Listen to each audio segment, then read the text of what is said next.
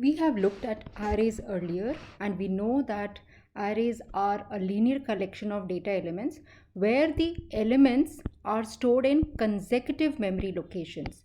That means if we have an array of say 5 elements, then all these 5 elements would be stored in consecutive memory locations. So if this is the memory location for the first element, this would be for the second element, this would be for the third element, fourth element, and the fifth element.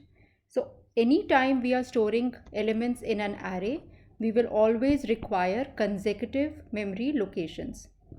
And also we have to specify the size of array, and when we do this, when we do a declaration like this, we are actually specifying that there will be a maximum of 100 elements in an array like this, and the data type over here is integer. So that means 100 integers at the most can be put in this array, and this is actually referring to a static memory allocation. So if each integer requires 4 bytes of storage, that means for this array 400 consecutive bytes of storage would be required. So wherever a chunk of 400 bytes is available, that would be allocated to this particular array. So if we do not want static memory allocations, because this array will be able to store only a maximum of 100 elements. Suppose the user wants to store more than 100, then it won't be possible. How can we take care of such a situation?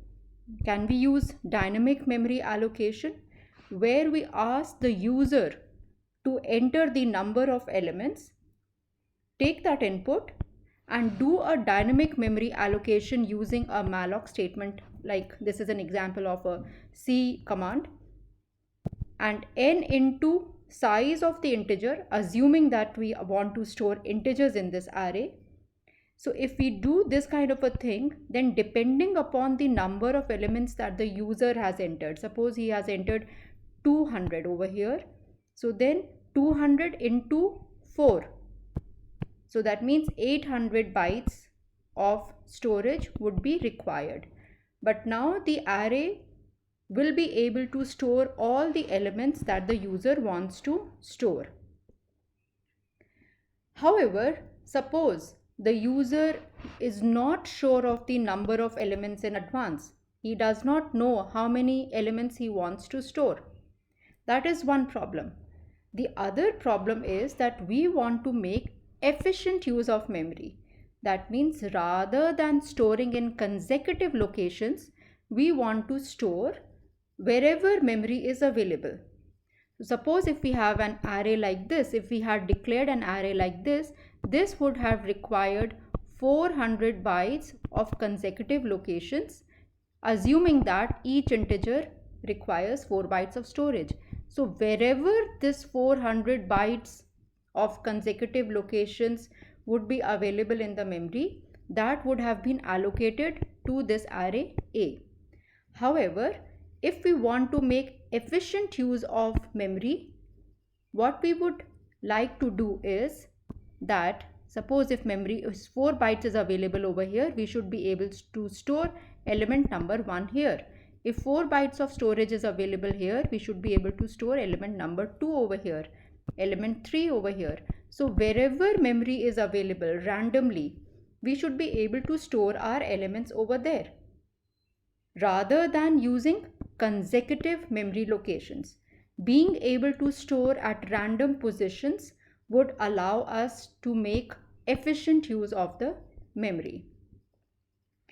So linked list is that data structure which is a collection of data elements which are called nodes, and these nodes can be stored randomly in the memory.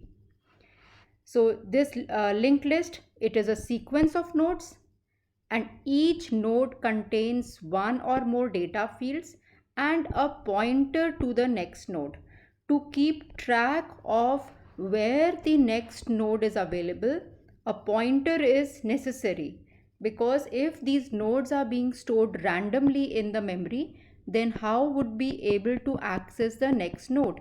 Suppose if the first node is here, then if we want to access the next node which is here, we should have some kind of pointer which will tell us where the next node is. So suppose if this is a node over here, there will be the data part and a pointer to the next node. So if this is node 3, then node 2 would have a pointer to node 3. That means it will store the address of the next node.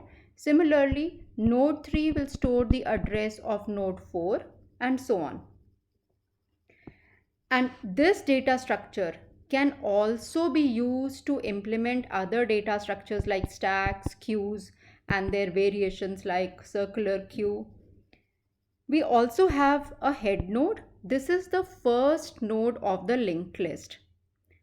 Now, this head node would store the address of the second node in the list.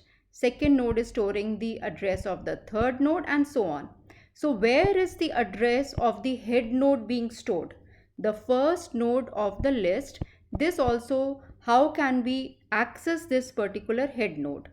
So we keep a pointer variable which will always point to the head node.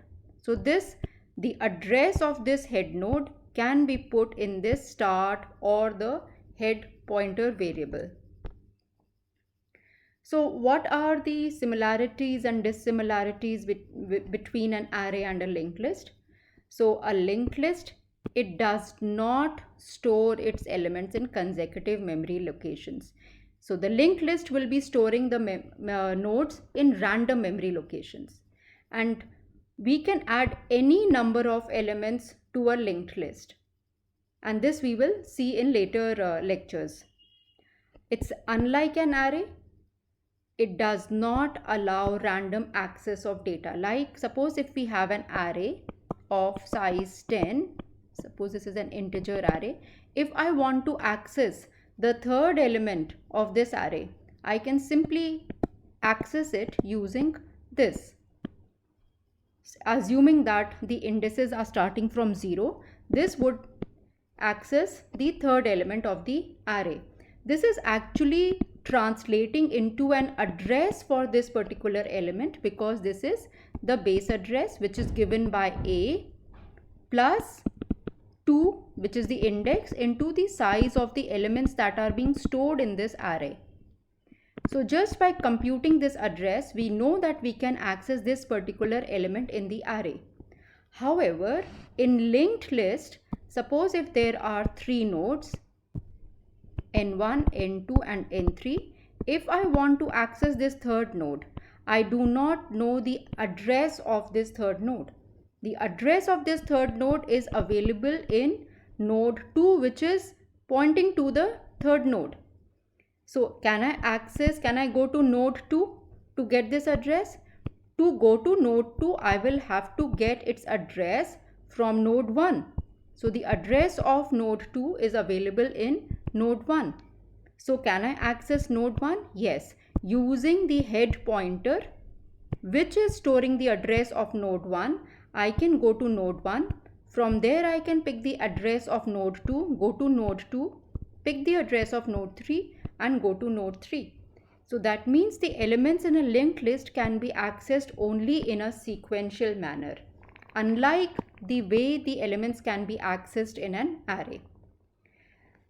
So what are the similarities? The similarities are that just like an array, insertions and deletions can be done at any point in the list.